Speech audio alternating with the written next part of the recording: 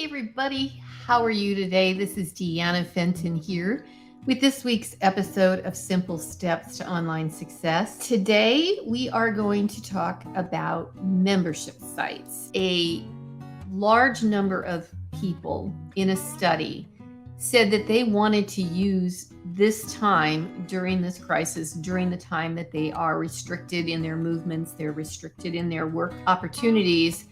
They're using this as an opportunity to better themselves, to learn a skill that they've been wanting to learn something new, a hobby, take up a new hobby. And these are all things that are prime models for membership sites. So deannafenton.me/tribe guide.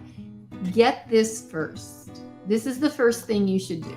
You should get this. This is the business model that's the easiest one to do. If you know how to teach and you have a passion for something that you want to share with other people, this is really the easiest business model, I swear to you. Why is it an easy thing to get up and get started very quickly? Well, because you really don't need a lot of content.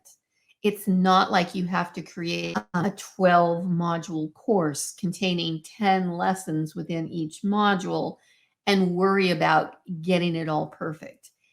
It's starting with what you have, and it's starting with exactly what it is your members need and want at this moment. It doesn't have to be fancy. It doesn't have to be professionally produced videos, because right now, especially right now, people are hungry for the information, and they're going to be a lot more forgiving and a lot more accepting of how it looks as long as the content you deliver is good. So let's talk a bit about the difference between a course and a membership site as far as the content. And it's interesting to me because being around so many membership site owners, I do see a lot of people that seem to want to focus on making their membership more like a course. And you could do that. And I mean, there's no right or wrong way to do this. It's however it works for you. Typically, a course would be more of foundational training, education, information about your topic. So it could be, and this is extremely popular, is a membership site is introduced on the back end of a course. So what happens very frequently is people take a course, they learn the how-to of whatever it is the course is about, and then it ends. And they're kind of like, well, what's next? Or how do I actually implement what I just learned?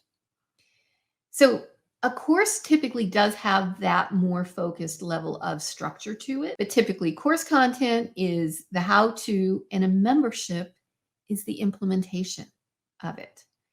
But there's no reason why you can't go directly to implementation.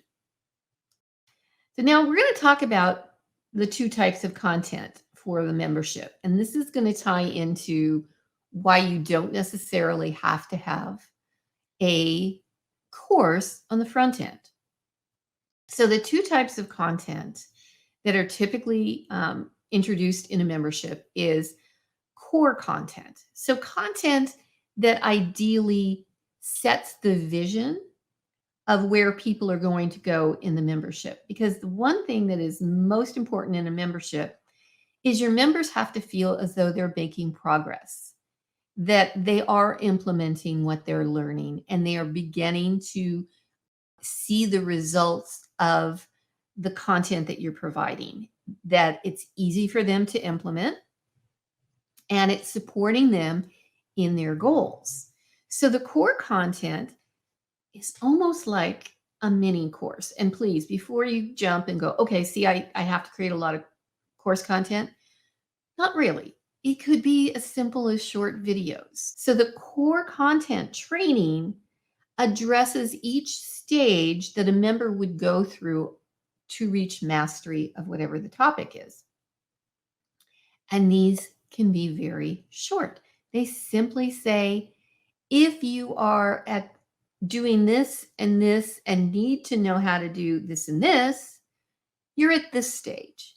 Then to progress, you need to accomplish these things and then go to the next. The success path, I'll tell you right now, is a concept that is a lot of people struggle with. But if you just think about it as a progression of how people learn and how people master a skill, it's a little easier to understand that. So, core content, and then there's your monthly content. And the monthly content is also where people get hung up. In fact, this is probably the biggest objection is they feel they have to have a ton of content already in the membership before they can open themselves up for business. And it's just simply not true. Because if you have too much content, and especially if you have a lot of content that doesn't provide the guidance of how to consume it, which is your core content, people get overwhelmed really easily. So the monthly content, and I'm going to give you some ideas about monthly content, is intended to be bite-sized, easily consumed, highly valuable, but it doesn't have to be super involved.